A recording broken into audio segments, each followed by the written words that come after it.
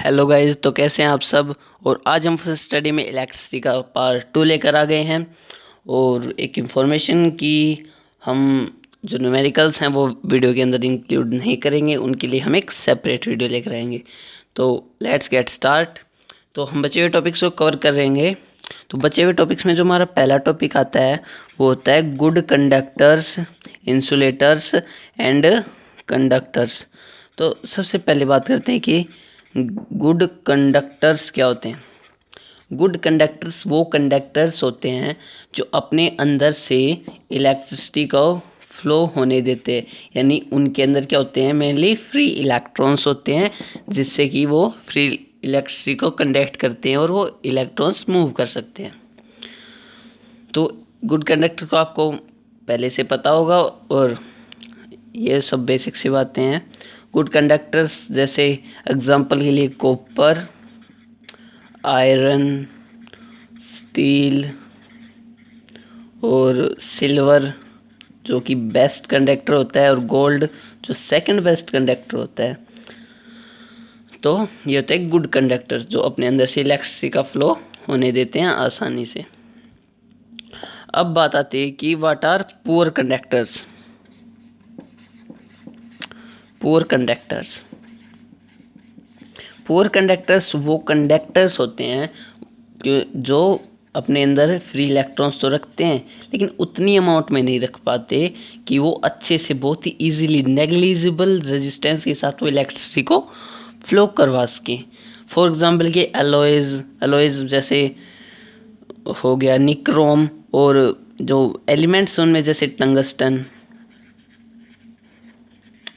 Etcetera. तो ऐसे elements या फिर कंपाउंड्स या फिर सब्सटेंस कह सकते हैं हम कि जिनके अंदर फ्री इलेक्ट्रॉन्स की कमी होती है, डिफिशियंसी होती है, और वो अपने अंदर से इजीली इलेक्ट्रिसिटी को फ्लो नहीं करवा पाते हैं, जिससे कि वो पुअर कंडक्टर होते हैं, उनका रेजिस्टेंस हाई होता है और ये सब बातें।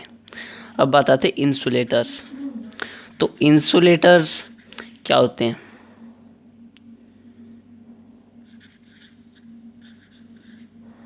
इंसुलेटर्स वो होते हैं ऐसे सब्सटेंस जिनके अंदर जो फ्री इलेक्ट्रॉन्स हैं वो नहीं होते हैं, बिल्कुल भी नहीं होते हैं। जिससे क्या होगा, हम पोटेंशियल डिफरेंस चाहे कितना भी इंक्रीज कर दें, लेकिन उनके अंदर कोई भी इलेक्ट्रिसिटी फ्लो नहीं होगी। तो ये तो थी सब बेसिक बातें। अब बात करते हैं कि जो रेजिस्टेंस है वो किन किन फैक्टर्स पर डिपेंड करता है।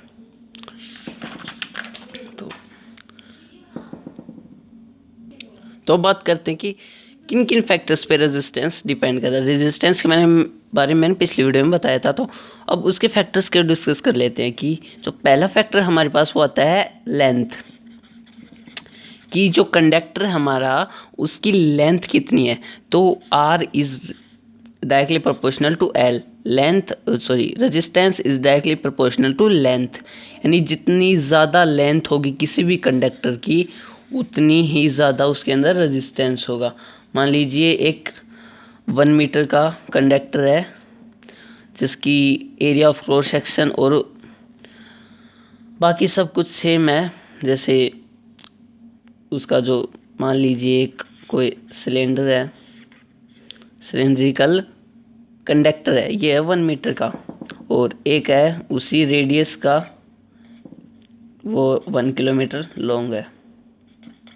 तो इनके अंदर रेजिस्टेंस किसके अंदर ज़्यादा होगा, 1 मीटर वाले के अंदर या फिर 1 किलोमीटर वाले के अंदर। तो 1 किलोमीटर वाले के अंदर होगा, ऑब्वियस सी बात है, क्योंकि जैसे मान लीजिए कंडक्टर है तो इसके अंदर जो फ्री इलेक्ट्रॉन्स होंगे तो वो तो काफ़ी ज़्यादा होंगे, लेकिन इसके साथ साथ में और क्या होगा कि जो इसके अंदर एटम्स हैं उसका जो स्ट्राइकिंग रेट है, जो मैंने बताया था पिछली वीडियो में कि इलेक्ट्रॉन्स जब एटम्स के साथ टकराते हैं जो पहले से कंडक्टर के अंदर होते हैं तो उसी के कारण रेजिस्टेंस होता है। तो इसके अंदर एटम्स भी बहुत ज़्यादा आएंगे। एक तो जैसे ये इलेक्ट्रॉन यहाँ से चला और यहाँ पे मान लीजिए 3 इलेक्ट्रॉन थे, एटम थे, सपोज कर लेते हैं, तो इलेक्ट्रॉन हो सकता है इससे टकराए फिर ना टकराए, यानी 3 है, और यहाँ पर एक इलेक्ट्रॉन काफ़ी ज़्यादा एटम से टकराता हुआ जा रहा है। तो मतलब इस प्रकार से आप एक रेफरेंस की तरह लेकर इसको कर सकते हैं। अब जो सेकंड फैक्टर है हमारे पास वो है एरिया।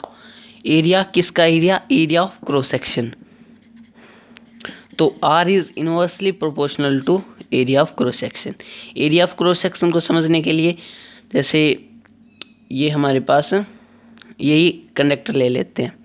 मान लीजिए ये एक कंडक्टर है और इसकी लेंथ है 1 मीटर और एक दूसरा इसकी लेंथ है 1 मीटर, लेकिन इसकी जो रेडियस है वो काफ़ी ज़्यादा इससे कंपेरेटिवली हाइयर है। इसकी मान लेते स्मॉल आर, इसकी कैपिटल आर। तो यहाँ पर हम देख सकते हैं, तो इसके अंदर क्या होगा कि इसकी रेडियस ज़्यादा है तो इसका एरिया भी ज़्यादा होगा, एरिया ऑफ क्रॉस सेक्शन भी ज़्यादा होगा, जिससे कि इसका जो रेजिस्टेंस है वो कम हो जाएगा। तो जो नेक्स्ट है वो है nature of material. Nature of material की हम किस प्रकार का मटेरियल ले रहे हैं, जैसे एक तो हम लें कि टंगस्टन, इसका रेजिस्टेंस काफ़ी ज़्यादा हाई होता है, और एक हम ले आयरन या फिर स्टील, तो इन दोनों का रेजिस्टेंस क्या होता है? हाई। तो ये सब नेचर ऑफ मटेरियल पे डिपेंड करते हैं। तो आई होप इट्स क्लियर। अब एक इम्पोर्टेंट टॉपिक आता है, लेकिन ये बोर्ड के लिए इतना ज़्यादा इम्पोर्टेंट नहीं है, इसके लिए हम इसको ज़्यादा डिस्कस नहीं करेंगे। तो इसके बारे में कुछ बेसिक बातें बता देता हूँ। तो इसका नाम है रेजिस्टिविटी। तो रेजिस्टिविटी को हम डिस्कस करें तो रेजिस्टिविटी होता क्या है? ये एक ऐसी प्रॉपर्टी होती है, it is a characteristic property of a substance, जिससे कि हम जिस पे उसका रेजिस्टेंस डिपेंड करता है, यानी it is a characteristic of a substance, property of a substance on which the resistance of that substance depend। ये इसको हम स्पेसिफिक रेजिस्टेंस भी बोलते हैं। इसका अदर नेम रेजिस्टिविटी का स्पेसिफिक रेजिस्टेंस। सब स्पेसिफिक रेजिस्टेंस इसलिए बोलते हैं क्योंकि ये हर एक जो एलिमेंट्स या सब्सटेंस है, कंपाउंड्स, कुछ भी बोल सकते हैं, उसका अलग अलग होता है। यानी अगर हम आयरन ले, प्योर आयरन, तो उसका जो रेजिस्टिविटी है वो मान लीजिए कुछ x होगी, और स्टील की होगी y, लेकिन ये एक दूसरे के साथ क्या करते हैं? मैच नहीं करते कभी। यानी हर एक सब्सटेंस की कैरेक्टरिस्टिक प्रॉपर्टी होती है, यानी हर एक सब्सटेंस की अलग अलग होती है, चाहे वो हम एलिमेंट ले सकते हैं या फिर कंपाउंड। अब इस बात आती है कि इसको डिनोट किससे करते हैं, तो इसको डिनोट करने का सिंबल है वो है ये। तो इसका फॉर्मूला होता है resistance into area of cross section by length. तो यहाँ पर इसकी जो यूनिट आती है, तो हमें पता है कि रेजिस्टेंस की जो यूनिट होती है वो ओम, और एरिया की मीटर स्क्वायर, लेंथ की मीटर, एक से कैंसिल हो जाए तो इसकी यूनिट होती है ओम मीटर। तो आई होप इट्स क्लियर। और जो रेजिस्टिविटी होती है उसके अंदर एक और टॉपिक आता है कि हम चॉइस ऑफ मटेरियल की, हम किस चॉइस के लिए हम मटेरियल यूज़ करते हैं। तो नेक्स्ट हमारी हेडिंग आती है चॉइस ऑफ मटेरियल फॉर, ये एक तरह से इसकी एप्लीकेशन है रेजिस्टिविटी की, फॉर डिफरेंट एप्लीकेशंस।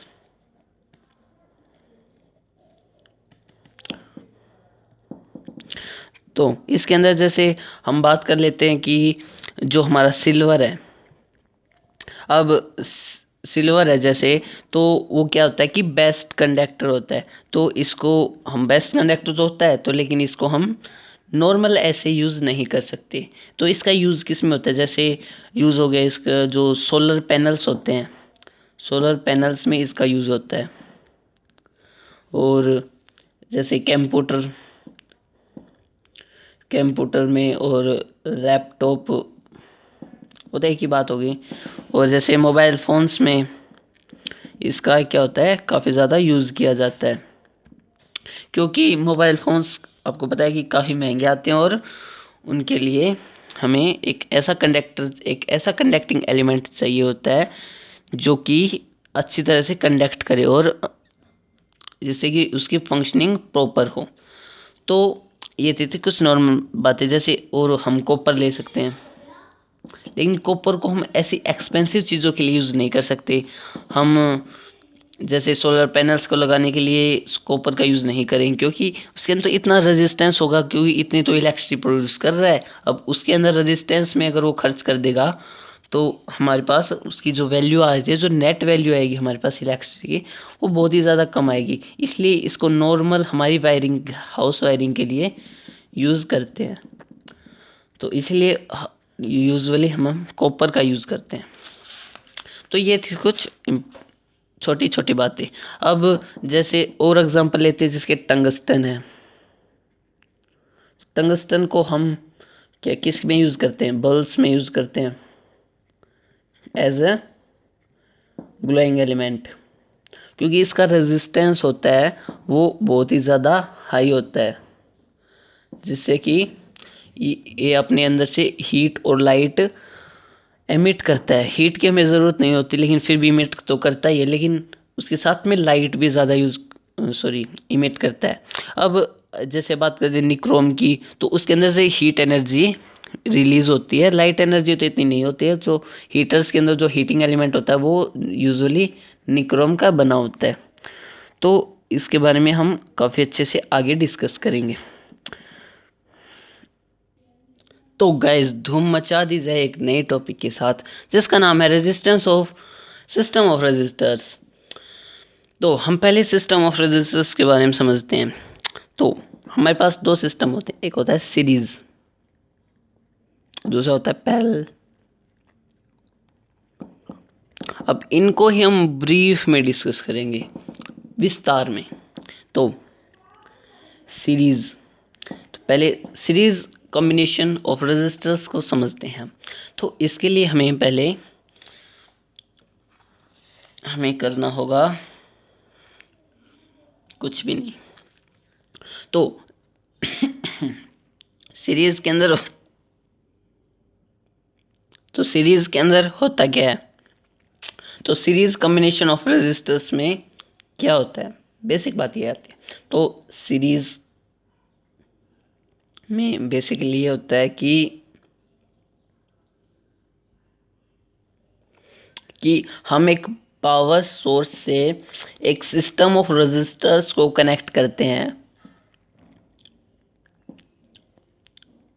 यानी एक से ज़्यादा रेजिस्टर्स को हम कनेक्ट करते हैं एक ही कॉम्बिनेशन में, सीरीज कॉम्बिनेशन में। तो वो ऐसे होगा कुछ कि एक ही वायर से हम सभी रेजिस्टर्स को जोड़ दें, जिससे कि एक रेजिस्टर दूसरे रेजिस्टर से कनेक्ट हो जाता है, और इसके लिए सिर्फ एक ही की का यूज़ होता है। तो सीरीज़ को एक्सप्लेन करने के लिए हम ये कह सकते हैं कि हम अगर एक पॉइंट से चलें सर्किट के अंदर, तो हम उसी पाथ या फिर उसी वे पर चलते हुए हम सभी जो कंडक्टर्स उनको कवर कर सकते हैं और वापस उसी पावर सोर्स पे आ सकते हैं। और यही होता है सीरीज कॉम्बिनेशन। तो इसके अंदर होता क्या है, बेसिक बात क्या होती है इसके अंदर? तो जैसे कि हमने ये पावर सोर्स था, हमारे पास एक बैटरी थी और इससे हमने 3 बल्ब चला दिए।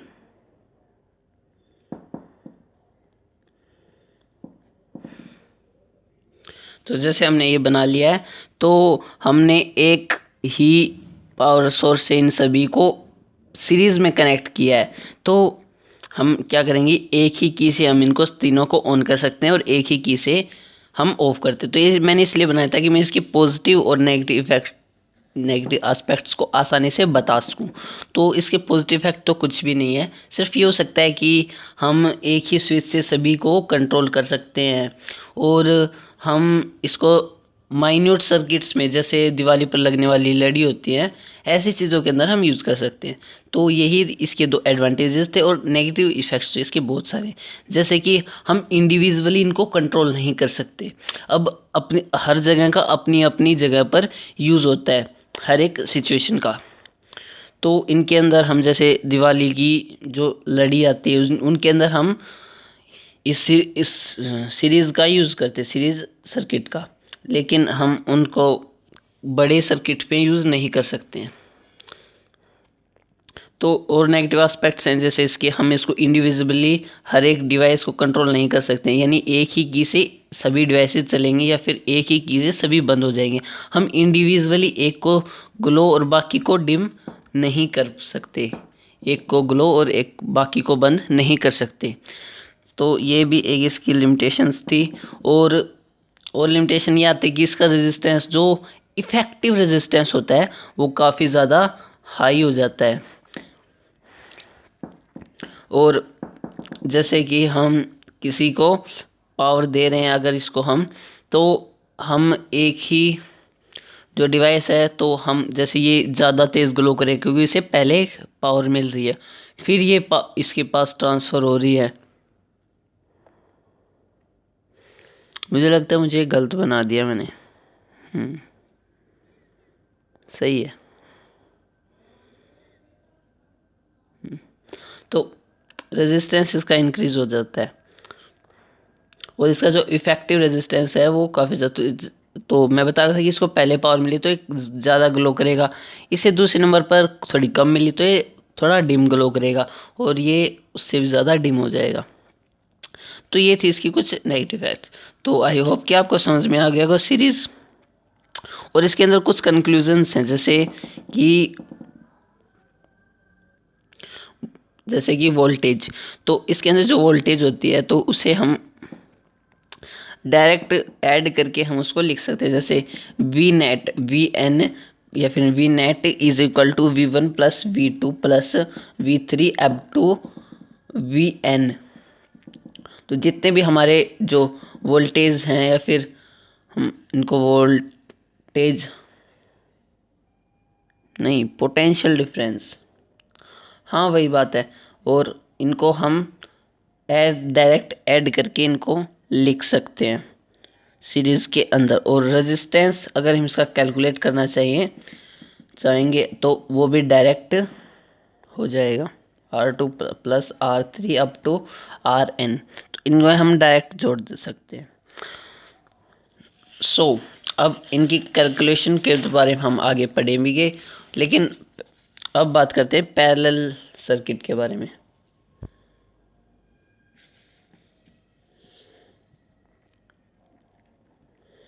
पैरेलल सर्किट में तो ये इससे जस्ट अपोजिट होता है। जैसे ये एक पैरेलल सर्किट का एग्जांपल है, तो इसे हम एक पावर सोर्स से कनेक्ट कर दिया है। अब देखिए इनके अंदर से जो करंट है वो इंडिविजुअली फ्लो कर रहा है, यानी इस कंडक्टर के अंदर से यहाँ से गया, इसके अंदर यहाँ से गया, और इसके अंदर यहाँ से गया। तो एक दूसरे के बीच में कोई नहीं टांग अड़ा रहा अपनी, तो इसे ही कहते हैं हम पैरेलल सर्किट।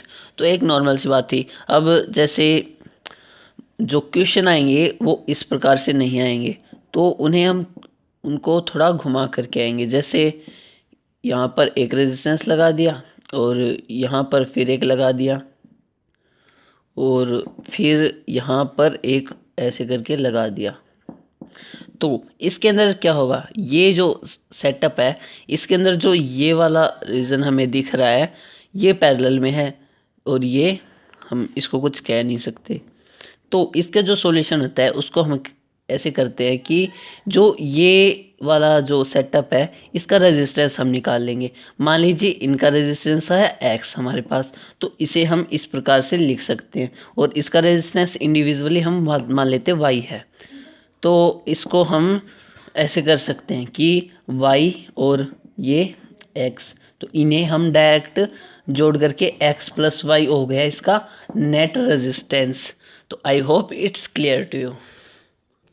तो एग्जांपल के लिए जैसे हमारे पास ये सर्किट है, तो इसे हम कैसे सोल्व करेंगे।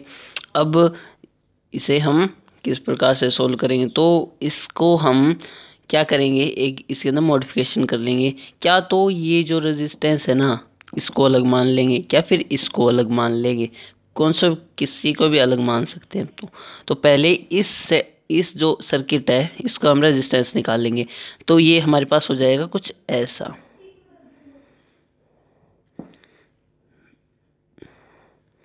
इसको हम ऐसे बना सकते हैं टेढ़े मेढ़े वायर की जगह, और ये हो जाएगा कुछ ऐसा। इसको हम ऐसे भी लिख सकते हैं।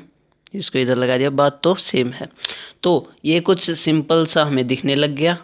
अब क्या करेंगे कि हम इन दोनों का निकाल लेंगे, या इसका और या इसका, या फिर इसका और इसका।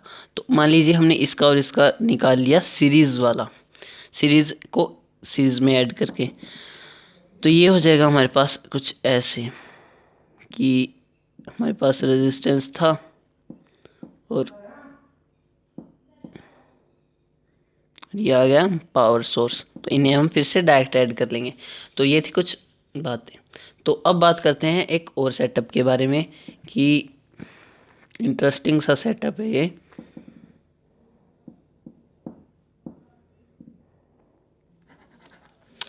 फिर से बनाते हैं।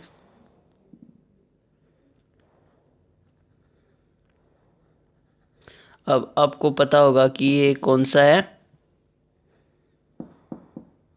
ये सीरीज़ है। साफ साफ दिखाई दे रहा है कि ये सीरीज सर्किट है। लेकिन इसको हम थोड़ा मॉडिफाई करके और इसको इस प्रकार से बना दें। अब ये कैसा है, तो अब ये है, अभी भी ये पैरेलल नहीं बना है। तो इसको पैरेलल बनाने के लिए हम इसको यहाँ पर जोड़ देते हैं। अब ये जो सर्किट है ये पैरेलल है, नहीं है, नहीं है पैरेलल, पैरेलल है ये सर्किट, क्योंकि इसके अंदर इंडिविजुअली करंट फ्लो कर सकता है, देख सकते हैं आप यहाँ से, और इसके अंदर यहाँ से, और इसके अंदर यहाँ से। तो ये थी कुछ नॉर्मल सेटअप। तो अब हम अगली वीडियो में डिस्कस करेंगे। तो पहले तो इसके वो डिस्कस कर लेते हैं कि पॉजिटिव इफ़ेक्ट्स और नेगेटिव इफ़ेक्ट्स क्या है। तो नेगेटिव इफ़ेक्ट्स है कि हमें बहुत सारी कीज़ लगानी पड़ेंगी इनको कंट्रोल करने के लिए, और पॉजिटिव में है कि हम इनको इंडिविजुअली कंट्रोल कर सकते हैं। तो ये हमने डिसएडवांटेज भी बता दिया और एडवांटेज भी बता दिया। तो हम ऐसा खेल नहीं खेल सकते, क्योंकि हर चीज़ का अपनी अपनी जगह पर यूज़ होता है, जैसा कि मैंने पहले बताया था। तो अब बात आती है कुछ भी नहीं, तो इसको हम रेजिस्टेंस को ऐड कैसे करते हैं। तो रेजिस्टेंस इन पैरेलल को ऐड करते हैं 1/R1 plus 1/R2 plus 1/R3, यानी सबको 1 उनका रेजिस्टेंस और सभी को ऐड कर देंगे। तो ये थे कुछ इसके टॉपिक्स। तो बाकी को हम नेक्स्ट वीडियो में डिस्कस करेंगे, और जो ये से थर्ड पार्ट है और फोर्थ जो पार्ट आएगा हमारा, उसके अंदर हम डिस्कस करेंगे न्यूमेरिकल्स को। तो have a good day, thanks for watching this video. Okay.